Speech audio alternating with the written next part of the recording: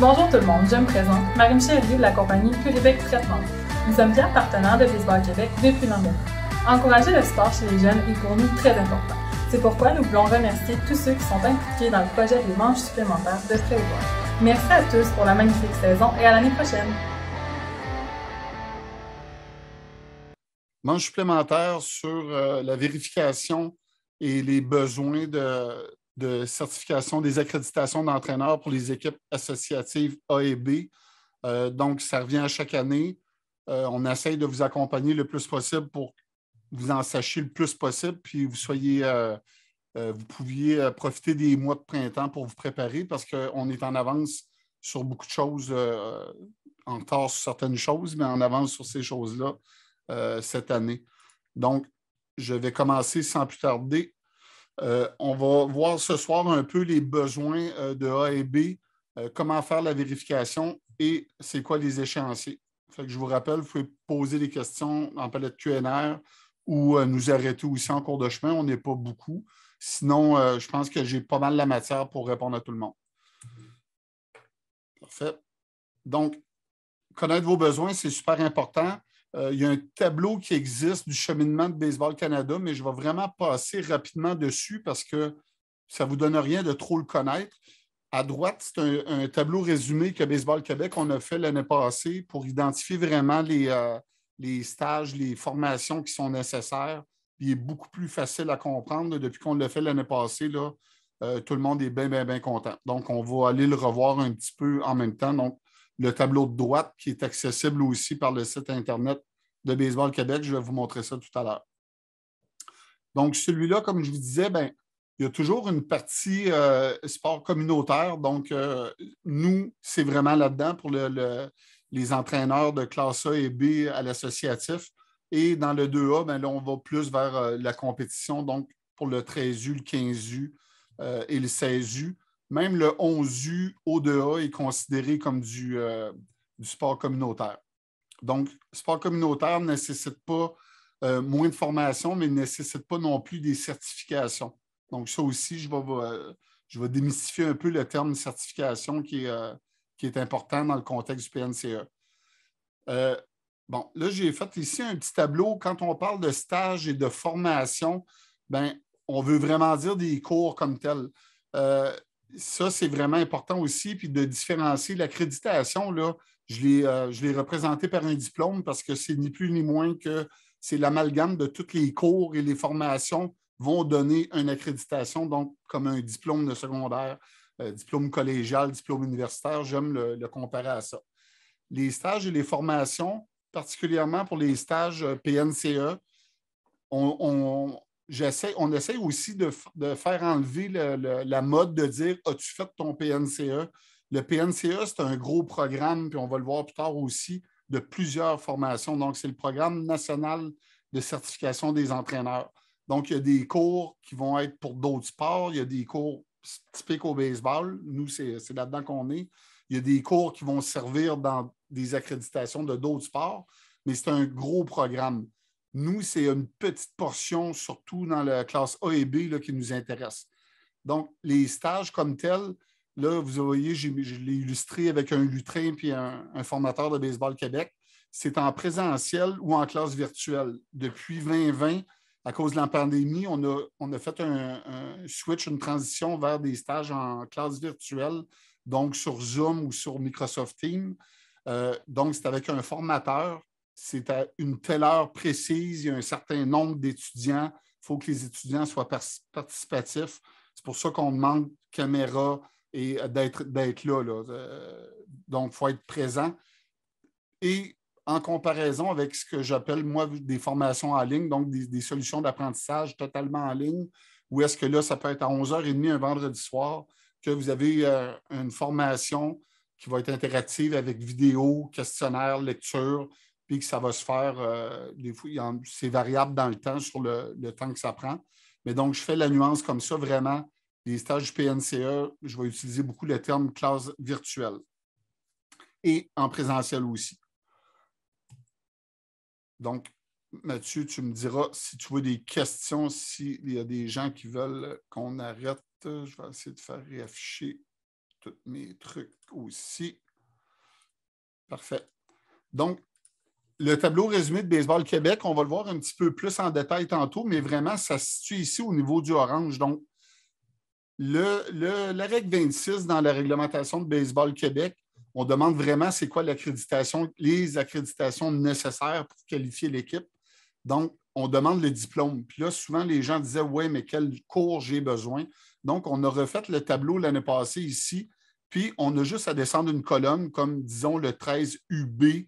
Bien, j'ai le 13U, classe B, donc je descends. Puis là, ici, j'ai un boulet noir, donc je vais voir, j'ai besoin du module en ligne initiation en sport et du module en ligne fondamentaux. On les a mis ensemble dans une ligne et on a besoin d'un entraîneur donc, qui a ça et aussi du stage d'initiation. Donc, il faut qu'un entraîneur ait fait les deux pour être, rendre legit, rendre accrédité le cahier d'équipe. Ici, on a mis des nuances pâle et foncé parce que dans le A, c'est un petit peu différent. Dans le A, ici, on a mis une légende aussi. Donc, ce qui est foncé, c'est requis par l'entraîneur-chef. Donc, l'entraîneur-chef, dans le 11UA, disons, il faut qu'il ait fait ses modules en ligne, puis ensuite le stage. Donc, le stage, comme on a dit, classe virtuelle ou en présentiel. Et il y a besoin d'un adjoint qui a au moins fait la portion des modules en ligne. Parfait? Donc, c'est ici, c'est pour ça ici, on l'a nuancé dans le A surtout que c'est nécessaire d'avoir 2 entraîneurs qui ont un certain niveau d'accréditation. Et en plus, ça c'est nouveau depuis l'an passé, oui, l'an passé, il me semble, le module en ligne, mon premier lancé, donc c'est un module en ligne. Et ici, là, on ne le voit pas bien, je vais zoomer tantôt. On a besoin d'un des entraîneurs, quel qu'il soit. Ce n'est pas nécessairement les 2 entraîneurs qui ont des accréditations, mais un des entraîneurs qui a son module, mon premier lancé pour le 11U. Donc, c'est assez simple, vous pouvez vérifier, puis vous voyez, tout ce qui arrête là, à la ligne grise ici, là, ça ne dépasse jamais la ligne grise quand on est dans des classes A ou B. Juste par opposition, là, regardez un 13U, là, ce qu'on appelait le Pee-Wee 2A à l'époque. Là, et regardez, il faut qu'ils viennent chercher des stages. Même chose pour du 15U2A et compagnie. Donc, c'est relativement simple le processus pour qualifier un cahier d'équipe, mais c'est toujours un petit peu une course contre la montre au printemps pour être capable de qualifier des cahiers. Mais c'est quand même relativement simple. Tout le monde peut s'y retrouver. Donc, qui peut faire la vérification? Il y a vous, si vous êtes tous des administrateurs d'associations, donc avec un accès à la Régie de Baseball Québec, ou vous pouvez aussi un autre endroit pour en vérifier, mais c'est toujours comme un deuxième choix. C'est sur le casier de l'Association canadienne des entraîneurs, mais là, ça vous prend le numéro de PNCE de la personne parce que chaque individu, on se fait donner un numéro de PNCE. Idéalement, c'est un seul numéro unique où est-ce qu'on va avoir toutes les formations d'entraîneurs de 1001 sports qui existent au Canada. Il y en a pour la pétanque, il y en a pour le curling, tous les sports qui ont un processus dans le programme national de certification. Donc, idéalement, un individu a un numéro. Le numéro ne peut pas être jamais partagé avec quelqu'un, mais quelqu'un peut se ramasser avec 2-3 numéros s'il ne garde pas ça clean. On essaye de garder ça clean le plus possible. Qui d'autre peut faire la vérification? Mais il y a le coordonnateur technique régional, vos CTR que vous avez dans chacune des régions, ou un peu son ancêtre, les représentants d'entraîneurs régionaux. De moins en moins, il y a des régions qui ont le représentant d'entraîneur. Souvent, c'est le CTR qui a pris aussi cette charge de travail-là pour la région. Certaines régions ont quand même les deux, mais ça commence à être plus rare. Donc, lui peut aller vérifier aussi pour toute la région dans le système de régie de Baseball Québec. En plus, lui, il peut aller vérifier sur Baseball Canada. On a un code pour faire de la vérification. Et aussi, il peut faire des vérifications dans le casier, mais je dis certaines vérifications parce qu'il y a certains CTR qui peuvent même trouver un numéro de PNCE si personne n'a le numéro, puis l'entraîneur, il dit « J'ai fait ça il y a 15 ans, peux-tu m'aider à trouver mon numéro? » Bien, certains CTR vont pouvoir parce qu'ils ont suivi une formation, mais ils ont des accès dans le casier qui leur permet de faire des recherches, dont moi. Sinon, ben, vous allez à la troisième étape, c'est demander à un représentant de Baseball Québec. J'en profite, je ne me suis même pas présenté non plus. J'ai vraiment démarré sur les chapeaux de roue. Moi, c'est Pascal Jean, donc je suis justement un coordonnateur technique pour la région de Montréal. Je l'étais, ça fait 5-6 ans. J'ai un passé de bénévole, d'administrateur associatif régional, d'entraîneur aussi. Depuis 4 ans, là, je suis employé de Baseball Québec. Donc, je m'occupe Rally Cap et aussi des technologies de plus en plus en support avec le registraire provincial et TI provincial, donc aussi avec tous les TI régionaux. Donc, je suis un peu d'un système. Je fais beaucoup d'aide pour tout ce qui est les entraîneurs aussi. Je vous présente Mathieu Dion qui est en ligne avec moi. Je ne sais pas, Mathieu, peut-être veux-tu te présenter? Donc, oui, exactement, Mathieu. Je suis entraîneur avec l'ABC depuis l'été 2021. Depuis janvier, je travaille aussi à Baseball Québec là, pour tout ce qui est du PNCE, d'établir les formations, puis de répondre aux courriels, excusez-moi, sur le courriel d'entraîneur de Baseball Québec. Vous avez sûrement vu mon nom passer. Mais ça consiste pas mal à ça, mes tâches. Donc, si vous avez des questions là, par rapport à ce que Pascal va présenter ce soir, c'est probablement avec moi que vous allez discuter. Super. Donc, comme je disais, Mathieu, on va le voir plus loin aussi. Donc, il s'occupe de la programmation des PNCE qui sont en classe virtuelle pour le moment. On va en reparler un petit peu plus tard. Donc, vous voyez, il y a beaucoup de manières, de personnes qui peuvent vous aider à faire de la vérification ou aiguiller vos entraîneurs. C'est certain qu'on essaye, idéalement, pour que les entraîneurs aient un bon service ou vous, comme association, c'est d'essayer que la prochaine step après vous dans la pyramide soit capable de vous répondre. Moi, je crois beaucoup à ça. Puis, comme moi, comme CTR, justement, pour la région que je dessert comme CTR, je me fais nommer un responsable associatif, puis je les forme en plus pour qu'ils soient capables de répondre en première ligne à vos entraîneurs et à toutes les questions d'association. Donc, ça, c'est bien d'avoir un service de proximité.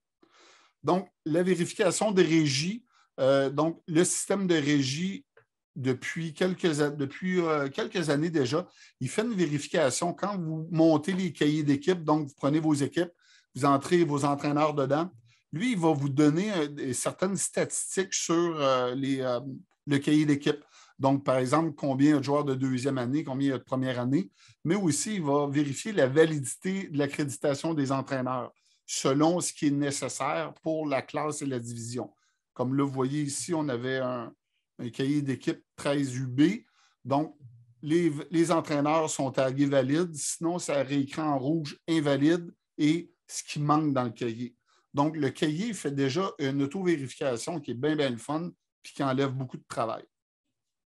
Mais comme vous montez vos cahiers d'équipe plus tard, ça vaut la peine aussi d'être au courant de votre clientèle pour être capable de présumer bien, combien d'argent vous allez devoir investir en formation d'entraîneur cette année. Puis moi, je vous dirais, essayez de garder le compte parce que d'année en année, vous allez voir qu'à un moment donné, c'est pas mal récurrent comme montant que vous allez devoir mettre pour investir sur vos entraîneurs pour les qualifier. Donc, ça vaut la peine de faire l'exercice, de le calculer comme il faut. Puis d'année en année, vous n'aurez pas de surprise, puis vous êtes capable d'absorber le montant en conséquence. Dans le système de régie, toujours aussi, dans les rapports, il y a plusieurs rapports, puis dans la rubrique des rapports de gestion, il y a le rapport de validation des équipes. Donc, ça, à l'associatif et au régional par votre CTR, on peut faire une visualisation vous pouvez voir toutes les équipes de votre association d'un seul coup. Et il y a la colonne de validité des entraîneurs. Vous allez voir, vous voulez qu'elle soit le plus blanc possible, donc qu'il n'y ait pas rien de signalé de ce qui manque dans les cahiers. Comme je vous dis, là, la colonne, ça va être à peu près comme ça. Donc, s'il y a des choses qui manquent au cahier d'équipe pour l'accréditation, bien, dans le rapport ici, vous allez voir une colonne, ça va vraiment tout vous descendre ce que vous avez besoin pour chacune des équipes. Toutes les équipes où vous avez un manquement pour qualifier le cahier. Donc, ça, je vais le sauter pour le moment. Je vais vous donner un exemple un peu d'un cahier. Coordonnateur technique régional, donc ça, c'est la deuxième personne qui peut faire la vérification pour vous. Donc, lui aussi, il peut aller dans la régie. Il peut aussi aller dans le Baseball Canada. Donc, on a un mot de passe pour aller faire de la vérification. Donc, ça, c'est limité comme accès parce qu'à un moment donné, les accès, il faut qu'ils soient limités dans tout ce qui est information sensible. Puis, il y en a beaucoup dans toutes les régies, toutes les bases de données. Il y a beaucoup d'informations. Donc, c'est limité. Si vous nous écrivez, vous dire ah, j'aimerais savoir le mot de passe, puis le user pour aller là, vous ne l'aurez pas. Je suis désolé de vous l'annoncer, mais à un moment donné, il faut qu'on garde un certain contrôle sur l'information qui se promène. Donc, votre coordonnateur technique peut aller faire une vérification au besoin dans Baseball Canada, parce que Baseball Canada, vous voyez, lui, on voit tous les stages, quand est-ce qu'ils ont été complétés, si des entraîneurs sont inscrits. Donc, vous voyez ici en vert, quand là, sont en vert d'habitude, là, je ne vois pas pourquoi il y a le bouton inscription, mais il doit y avoir une coche noire à côté, mais on peut voir tous les cours auxquels les entraîneurs sont inscrits, les cours qui sont complétés. S'ils ont été certifiés, on a la date de certification, la date de renouvellement. Donc, ça peut être avantageux d'aller là une fois de temps en temps. Donc, passer la commande à votre coordonnateur technique de votre région pour faire une vérification ou à Mathieu par le courriel entraîneur.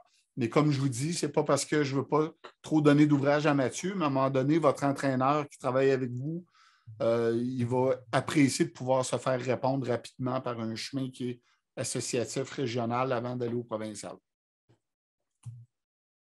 Donc, par vous, il y a aussi, comme je disais tantôt, l'Association canadienne des entraîneurs, le casier. Donc, on a accès sur le site à un espace public. Donc, mais ça prend le numéro de PNCE de l'individu et son nom de famille pour être capable d'accéder à son dossier. Et quand on rentre dans le dossier sur le casier, il y a beaucoup de choses. Ce n'est pas la manière la plus facile pour faire de la vérification sur les besoins d'équipe et de la réglementation de Baseball Québec. Mais sachez que c'est quand même une porte d'entrée aussi que vous pouvez aller faire de la vérification. Et peut-être que vous allez faire une vérification là, puis vous allez découvrir qu'il y a une non-conformité dans la régie de Baseball Québec. Donc, ça aussi, ça peut être une manière de dire, il me semble qu'il manque quelque chose dans Baseball Québec. Vous allez vérifier dans le casier, puis il y a quelque chose qui n'a pas été ramené pour une raison X. Je vais en parler aussi. Si je l'oublie, faites-le moi savoir. Aussi, il y a tous les anciens niveaux, donc les plus vieux, un peu plus vieux même que moi. Non, et certains plus jeunes, donc eux autres vont avoir fait les anciens niveaux 1, 2, 3. Donc, ça fait quand même un bon bout là, parce qu'on est rendu même à une deuxième réforme du PNCE depuis ce temps-là. Donc, même provincial, régional, ça ne se dit même plus. Maintenant, c'est du 16+, du 15, du 13. Donc, ça fonctionne vraiment par les âges. Donc, là, je suis pas mal sur la fin de mon PowerPoint comme tel. Donc, le numéro de téléphone, Mathieu, peux-tu me dire ça? Tu ne l'as pas. L'as-tu reçu, ce numéro de téléphone-là, toi? Pas encore, hein? Non, pas encore. OK. Donc, prenez pas en note le numéro de téléphone, mais sachez qu'il y a le courriel entraîneur Baseball Québec. Donc, c'est Mathieu qui va vous répondre, puis ça va lui faire plaisir. Donc, il peut faire un bout de chemin avec vous si vous avez des questions. Là, je vais juste sortir du mode full screen de présentation, puis je vais aller voir le fameux PDF dont je parlais tout à l'heure. Donc, vous voyez, là, on y a arrangé un petit peu le look, un petit peu encore cette année. Vous voyez ici, dans la partie bleue, ça, c'est la fameuse règle 26. Bon, je dis la fameuse parce qu'on parle toujours de la règle 26. Donc, la règle 26, vos entraîneurs doivent être qualifiés pour le 15 juin. OK? Puis c'est vraiment important parce que la sévérité a commencé il y a 3 ans. Elle a continué là, 2 ans, puis l'année passée est encore plus sévère. Donc, il y a l'an passé, là, un peu avant le 15 juin, là, ça devenait la folie furieuse pour les tournois. Donc, il y a des équipes qui avaient peur de passer à côté. Puis la sévérité est voulue parce que depuis toujours, c'est un petit peu comme lousse, je dirais, sur l'application de la réglementation là-dessus. Donc, mon écran n'est pas partagé, je suis désolé. Merci de l'avoir mentionner quelqu'un, parce qu'en effet, je parlais de ce tableau-là. Donc, le PowerPoint était bien partagé, lui? Oui, parfait. Donc, vous voyez ici, ça, c'est la feuille, le tableau que je vous montrais tout à l'heure. On a enlevé les bonhommes parce qu'on l'a contracté dans la nouvelle version. Elle est disponible en anglais, je tiens à le souligner aussi. Donc, si je zoome un peu dans le haut, on voit la règle 26, comme je disais. Et vous voyez ici, c'est vraiment la partie gauche ici qui est importante pour vous.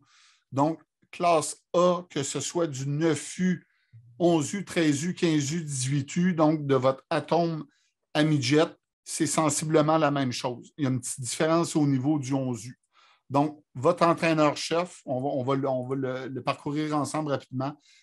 L'entraîneur-chef, on veut l'accréditation fondamentaux et participation continue formée. Ça a changé de nom depuis l'an passé. Avant, on appelait ça initiation formée. Là, c'est vraiment l'accréditation, le diplôme comme tel, c'est fondamentaux et participation continue et le statut formé. Donc, l'amalgame, on va le voir juste après, de la portion Internet en 2 modules et du stage. Un entraîneur adjoint, donc un seul, qui est nécessaire, ça peut être plus, qui a besoin d'être fondamentaux et participation continue en formation. Donc, la portion Internet. Pour le 11U en particulier, on a un entraîneur qui doit avoir fait le module en ligne Mon premier lancé. Là, depuis quelques années, les coordonnateurs techniques ont fait des cliniques Mon premier lancé sur le terrain, mais c'est 2 choses différentes, tellement qu'on a renommé notre clinique cette année. Le nom, le brand Mon premier lancé appartient à Baseball Canada. Fait qu'on faisait une clinique de ce nom-là, puis là, à un moment donné, ça a commencé à semer de la confusion. Il y a des entraîneurs qui nous disaient « Ouais, mais j'ai fait la clinique avec toi l'année passée. » Non, ce n'est pas la même chose. Donc, le module en ligne, il est dans le PNCA de Baseball Canada.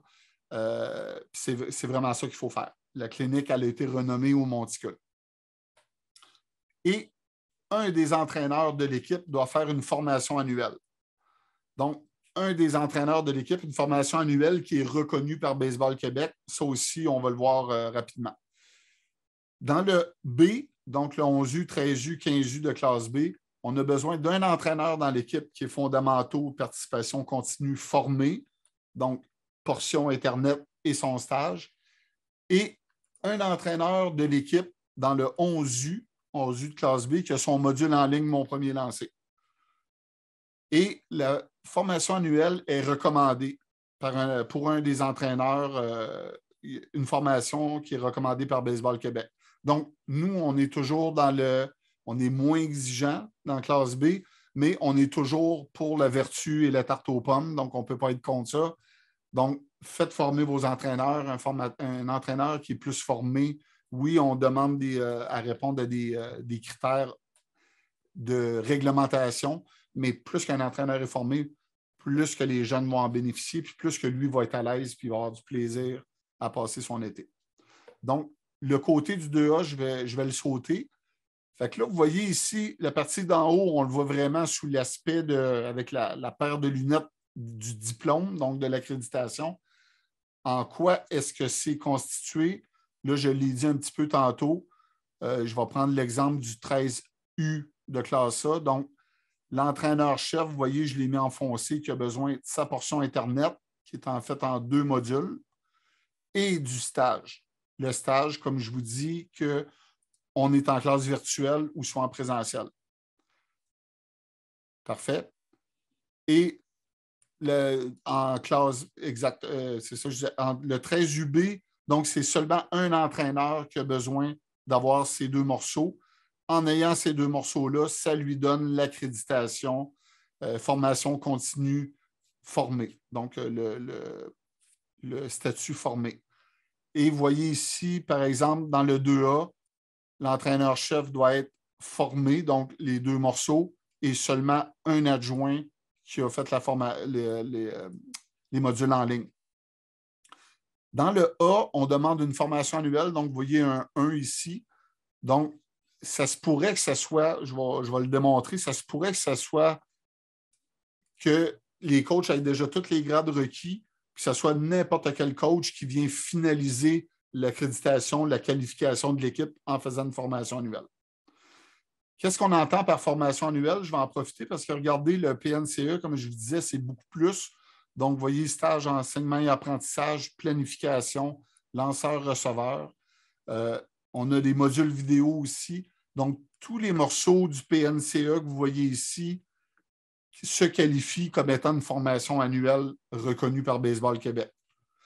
Il y en a qui font des formations annuelles aussi, une journée un genre de colloque ou une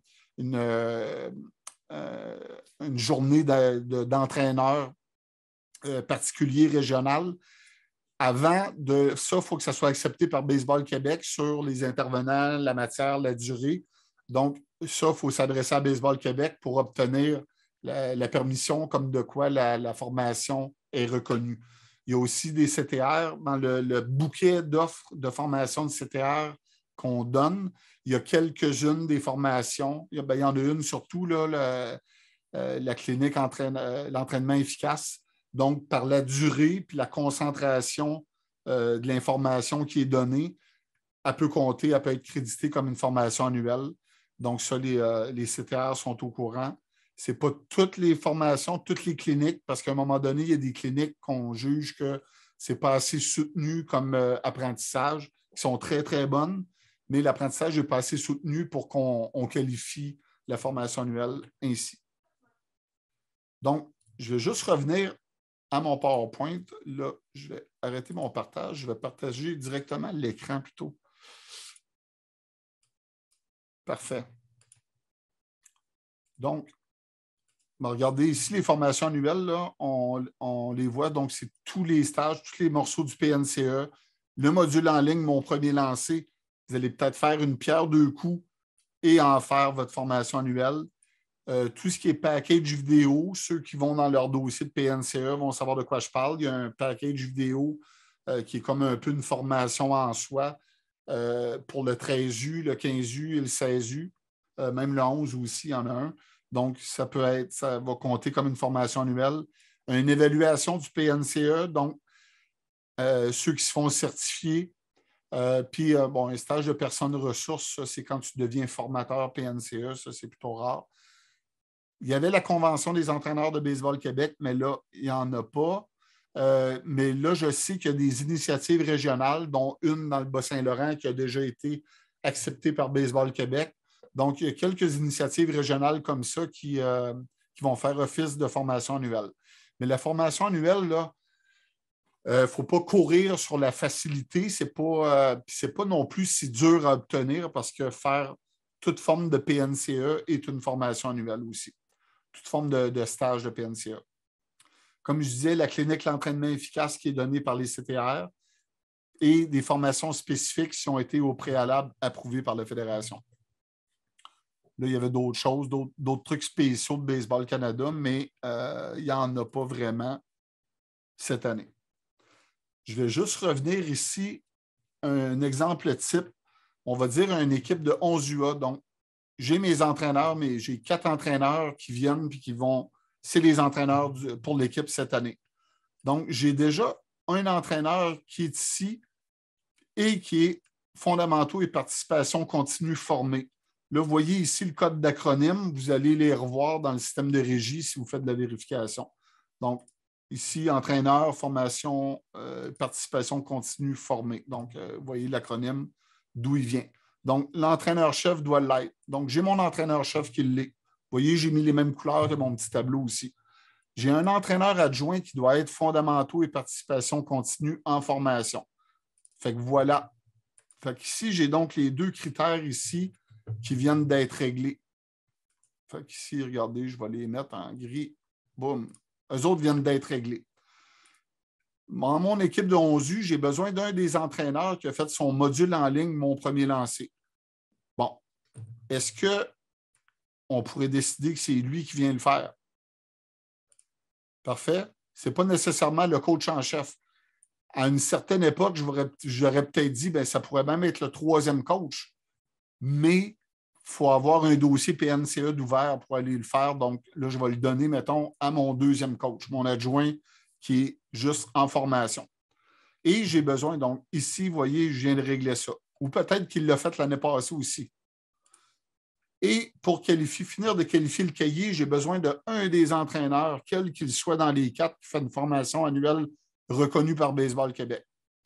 Donc, à qui je le donne celui-là? La majorité du temps, vous allez continuer de faire former votre coach en chef. Bien, moi, je pense que ça peut être une occasion pour que, mettons, l'adjoint, vous l'envoyez faire son stage d'initiation et qu'il devienne ainsi formé. Donc, vous voyez, votre coach, là, votre deuxième coach, là, il va devenir aussi formé. Excusez-moi, je vais juste le pousser en arrière totalement. Donc, bon, je voulais faire. Ah, j'ai dédoublé. Parfait. Donc, vous voyez ici, là, je viens de rendre mon deuxième coach aussi initiation formée en l'envoyant faire son stage.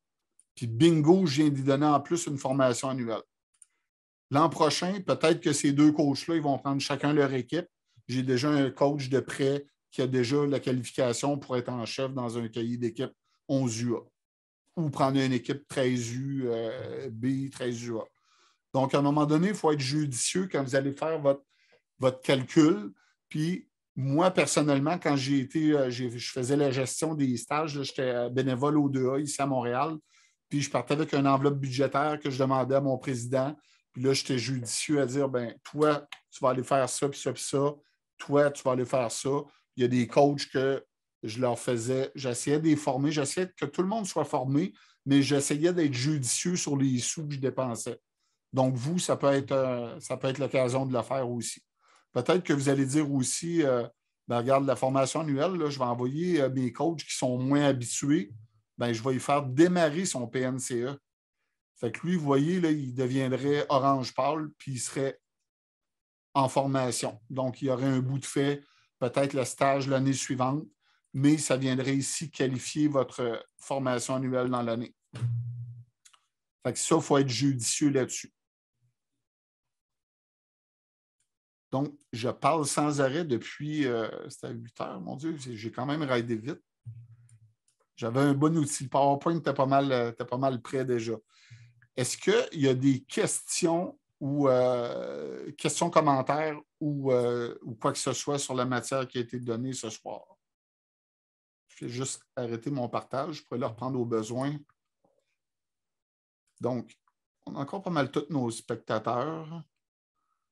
Je vais permettre de communiquer aux deux derniers qui sont entrés.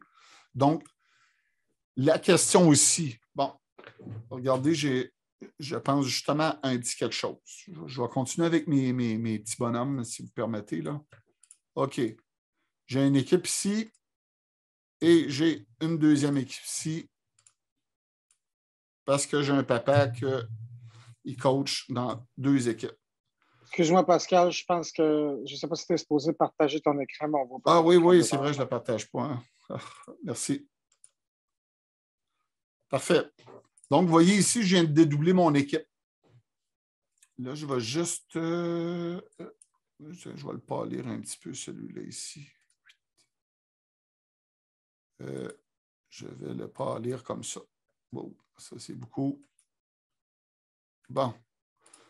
Fait que, vous voyez, je ne l'ai pas lu juste pour vous dire, lui, c'est un coach qui est juste en formation. Donc, parfait. Là, j'ai un coach qui est ici. Je vais juste enlever ma petite boule et ma petite balle et ma formation annuelle. Donc, j'ai une deuxième équipe ici. Est-ce qu'un coach peut être dans un deuxième cahier d'équipe? Oui. Un coach peut être jusqu'à dans 3 cahiers d'équipe maximum.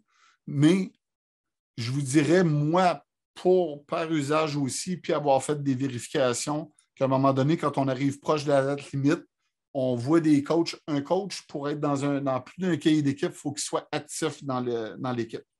Donc, si vous faites semblant, ben, à un moment donné, celui qui fait la surveillance au régional, il pourrait dire non, ça, ce coach-là, il n'est pas actif dans cette équipe-là, puis vous l'enlevez. Donc, vous ne pouvez pas juste dire je vais rajouter des coachs dans une coupe de cahiers d'équipe pour les faire passer la lumière verte. Le coach, il faut qu'il soit actif. Donc, envoyez vos coachs à faire former. prenez le temps de faire votre liste et de vous préparer d'avance. D'ailleurs, à cet égard-là, je vais juste basculer dans la Régie de Baseball Québec, si vous permettez. Regardez, je suis dans mon dossier, là, ça fait que je n'ai pas de cachette à faire. Donc, vous voyez, si vous allez à la pièce, dans un dossier d'une personne, vous allez voir l'historique des stages. Donc, comme je vous disais tout à l'heure, ça, c'est tous les stages qu'un entraîneur va avoir fait. Donc, vous avez des listes plus ou moins longues s'ils sont plus ou moins vieux ou s'ils aiment le plus ou moins faire des stages. Donc, ça, c'est vraiment les formations comme telles. OK? Fait que la formation annuelle, il va venir là-dedans puis il va regarder est-ce que j'ai un stage, est-ce que j'ai quelque chose en 2022 qui est apparu. Bon, ça va qualifier la formation annuelle. Mais ici, c'est surtout les accréditations qu'il faut venir voir. Donc, vous voyez, fondamentaux et participation continue en formation et j'ai en plus le fondamentaux et participation continue formée. Donc, on voit l'acronyme ici. C'est l'acronyme qui va paraître dans le cahier d'équipe. Donc, c'est important d'un peu d'avoir l'œil. Votre œil va s'y faire aux acronymes, aux codes d'accréditation. On a une question, Pascal, Oui. Dans le chat. Est-ce qu'un entraîneur doit d'abord être 11UA formé pour être OK comme entraîneur-chef en 13UA ou juste fondamentaux et participation continue formés suffisant? C'est suffisant. Le formé là, dans le 13UA, là, ne vous fiez pas à ce que vous voyez dans Baseball Canada. Vous, c'est vraiment là, le minimum. Je vous dirais, fiez-vous vraiment, je vais réouvrir mon PDF, fiez-vous vraiment à ça. OK? Aux formations comme ça. Parce qu'un 13U formé ou certifié, c'est pour du 2A. Parce que regardez tous les autres cours qui s'ajoutent ici là, dans le rouge. Fait, sur Baseball Canada, dans les profils, ne vous fiez pas aux 11U, ne vous fiez pas non plus aux 13U, ni aux 15U qu'il y a là. Ce n'est pas ce qui est demandé. C'est vraiment pour les équipes de 2A. Vous, c'est vraiment le fondamentaux et participation continue formé. Donc, ça se tient vraiment dans ces morceaux-là. Je ne sais pas si ça répond bien à la question. Sinon, je vais vous inviter à lever la main et la reposer pour que j'y réponde bien. Donc, si je retourne dans la régie, vous voyez, là, je rentre dans mon dossier et, bon, moi, je suis habitué, puis là, je le vois, le maximum, là, le plus haut que j'ai, là, vous voyez, j'ai 16U certifié. Ça, c'est le plus haut que j'ai. Depuis, c'est tout chaud, depuis il y a quelques jours, vous pouvez aller dans les rapports. Je vais juste vous montrer ça là. Donc, les administrateurs vont être familiers avec ça. Vous pouvez aller dans les rapports. Là, ne cherchez pas autant de boutons dans votre interface. C'est vraiment, vous n'avez pas autant. Donc, si je viens dans les rapports et outils d'exportation, vous voyez, ici, si je veux exporter les joueurs et entraîneurs, puis là, comme je vous dis, vous n'en avez pas autant. Là, je choisis la saison 2021, puis vous voyez ici, là, je peux exporter les entraîneurs assignés à une équipe. Là, ce n'est pas pour rien que je suis descendu d'une année, parce que jusqu'à maintenant, en 2022, il n'y a aucun entraîneur assigné à des équipes. OK? Les équipes, vous allez les bâtir dans quelques semaines et vous allez assigner des entraîneurs. Donc, il y en a qui nous disaient « Ouais, mais là, il faut attendre d'avoir monté les équipes pour être capable de voir ce qui manque dans une équipe. » Bien là, vous voyez ici, vous exportez vos entraîneurs à l'associatif. Donc, les entraîneurs qui étaient assignés à une équipe, parce qu'un membre de Baseball Québec, je fais la comparaison, c'est non-genré. OK? L'entraîneur, il reçoit une étiquette, il se fait apposer une étiquette d'entraîneur quand il est inséré dans une équipe et qui se fait mettre t'es entraîneur-chef, t'es entraîneur adjoint. Donc, ici, il faut exporter les entraîneurs assignés à une équipe et c'est pour ça que je vais dans une équipe de 2021, donc de l'an dernier ou antérieurement. Parce que cette année, les équipes ne sont pas encore bâties. Donc, si vous exportez les entraîneurs, vos membres qui étaient des entraîneurs assignés à une équipe en 2021, vous allez voir ceux qui sont habitués à exporter. Comme je vous dis, il y a de l'information aussi d'adresse et compagnie. Donc, faites attention. De toute façon, il y a à peu près juste les registraires qui peuvent faire ça. Et vous allez voir un peu plus loin, il y a des colonnes avec chacune des accréditations qu'on a vues tantôt dans mon dossier. Je vais y retourner. Je ne sais pas si je vais retomber dessus. Non. Donc, vous allez voir, il va y avoir plusieurs colonnes qui vont vous dire toutes les accréditations donc, que votre entraîneur a. Donc, il va y avoir une colonne pour le 16U formé, 16U certifié.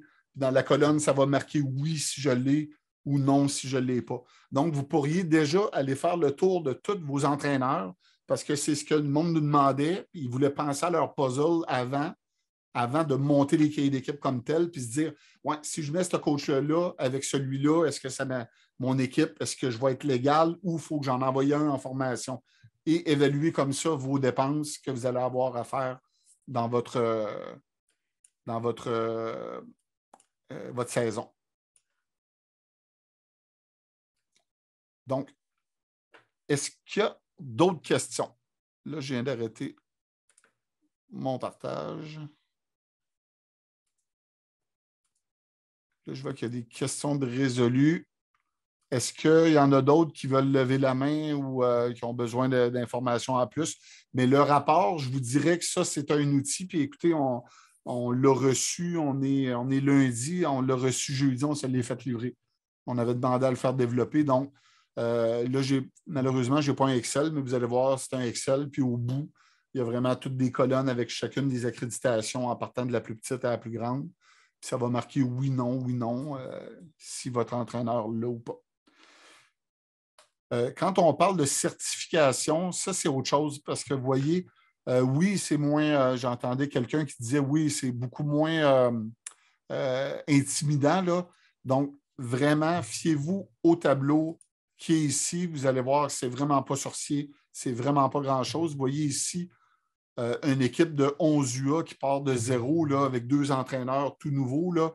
Bien, vous voyez, il y en a un qui vient faire ça ici, l'autre aussi, un deuxième entraîneur.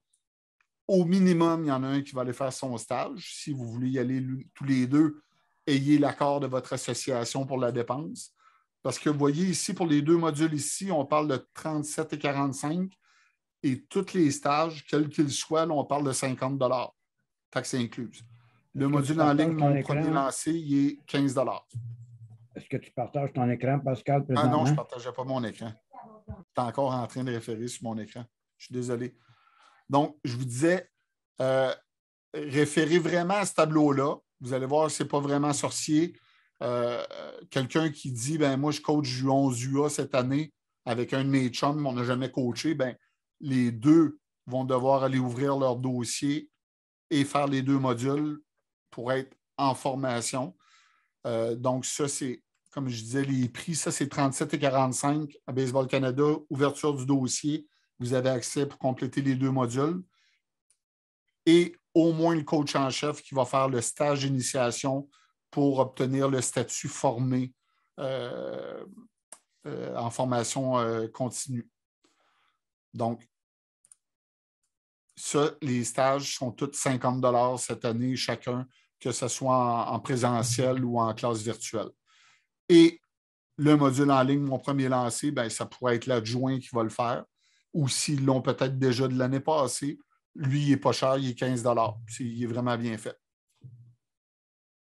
Donc, ne cherchez pas ne voyez pas ça si gros que c'est. C'est quand même relativement facile. Je vous dirais, prenez-vous d'avance. Je vais rentrer sur le PNCE. Pas en mode admin, par exemple. Vous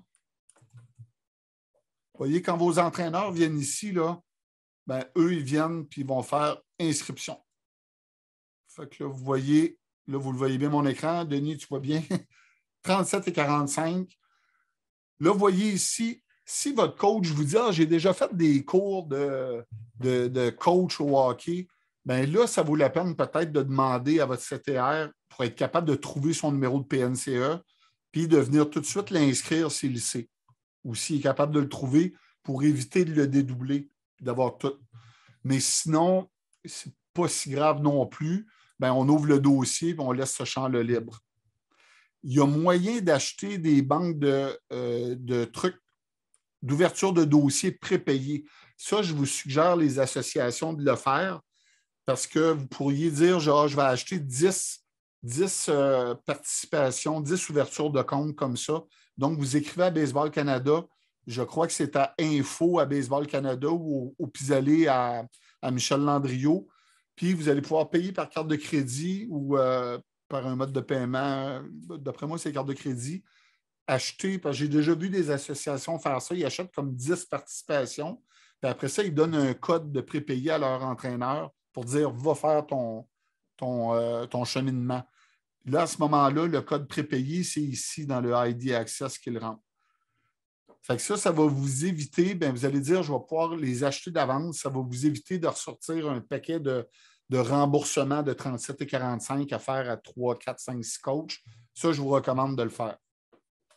Donc, c'est bon. Les prépayés sont bons juste pour l'ouverture de dossier. Pour les stages comme tels, ça, c'est un autre dossier. Donc, ça, je vous suggère de le faire. Puis en plus, ça va vous donner un compte usager où est-ce que vous allez gérer tous les codes prépayés, puis vous allez même pouvoir après consulter. Bon, Denis Marleau, il l'a déjà fait. Oui, ça fonctionne très bien. Puis même qu'après, vous avez un code master où est-ce que vous allez toujours pouvoir aller consulter les dossiers de vos entraîneurs dans le PNCE en plus. Ceux à qui vous avez remis un code prépayé. Donc, ça, c'est intéressant aussi. Fait que, donc, ça, je vous le recommande. Donc, est-ce qu'il y a d'autres questions? Là, déjà ici, vous voyez, je vais juste vous dire vite. Là, vous voyez ici, liste des stages. Donc, il y a déjà plusieurs stages en ligne. Je vous dirais que quand on est logué dans notre compte utilisateur, vous verriez qu'il y en a quelques-uns qui sont déjà full. Mathieu, déjà, je crois que demain, il va en afficher d'autres. On se prépare à l'avance, on regarde les inscriptions aller, puis on en affiche. Comme là, vous voyez, il n'y a pas eu beaucoup de stages initiation d'affichés parce qu'il n'y avait pas encore beaucoup de demandes. Là, c'était surtout les entraîneurs 2A qui avaient besoin des autres morceaux. Mais on est bien conscient, là, puis on s'y prépare là, qu'à un moment donné, ça va gauler pour les stages d'initiation, puis on va s'organiser pour qu'il y ait suffisamment d'offres. Et il a été demandé aussi au CTR, parce qu'avant tous ces stages-là, ils n'étaient qu'en présentiel dans chacune des régions. Là, avec la levée des mesures sanitaires, on a demandé au CTR, aux coordonnateurs techniques, là, qui sont les nouveaux, ce qui était avant les représentants d'entraîneurs, d'organiser un peu de stages en présentiel pour commencer à refaire partir cette roue-là. Parce qu'un cours comme planification, stratégie, enseignement et apprentissage, c'est des cours qui se font très bien en ligne.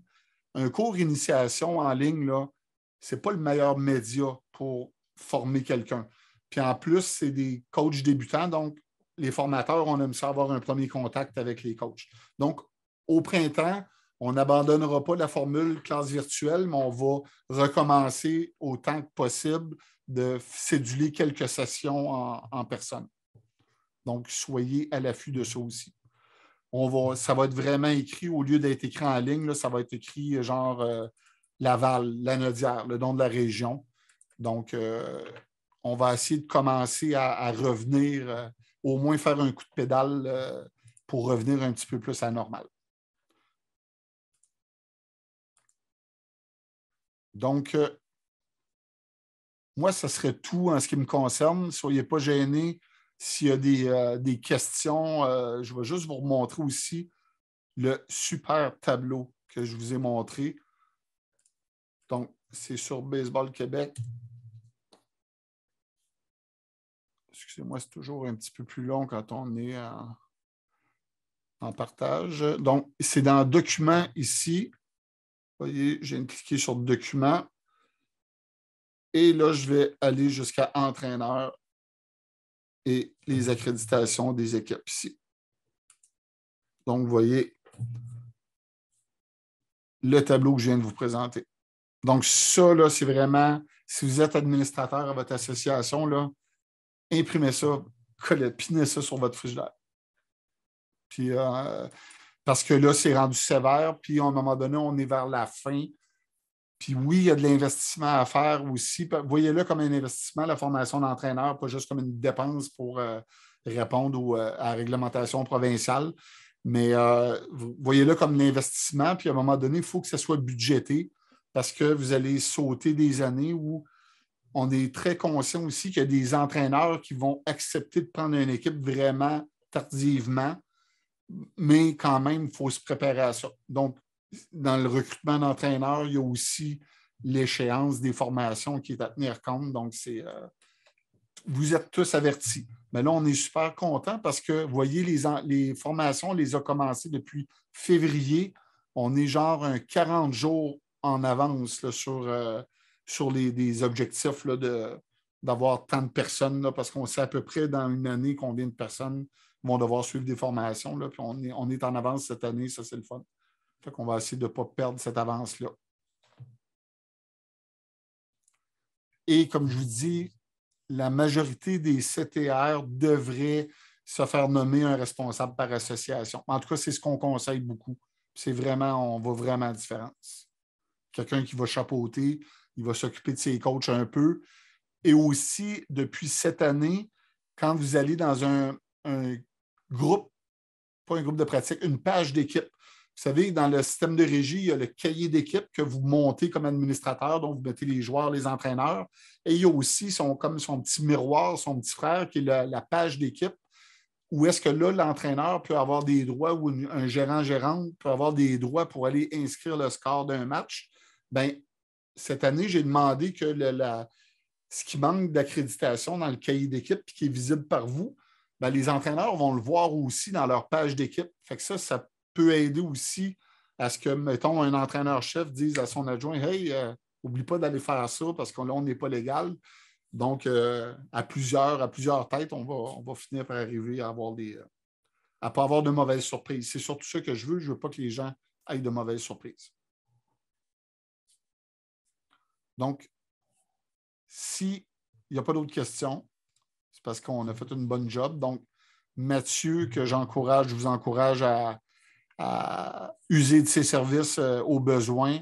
Sinon, vos CTR aussi, à un moment donné, on se plaît à dire que les CTR ils ont ce rôle-là, donc vous pouvez les solliciter aussi. Il y aura une question une main levée de M. Bonin. Peut-être lui donner le droit de parole. Oui, M. Bonin.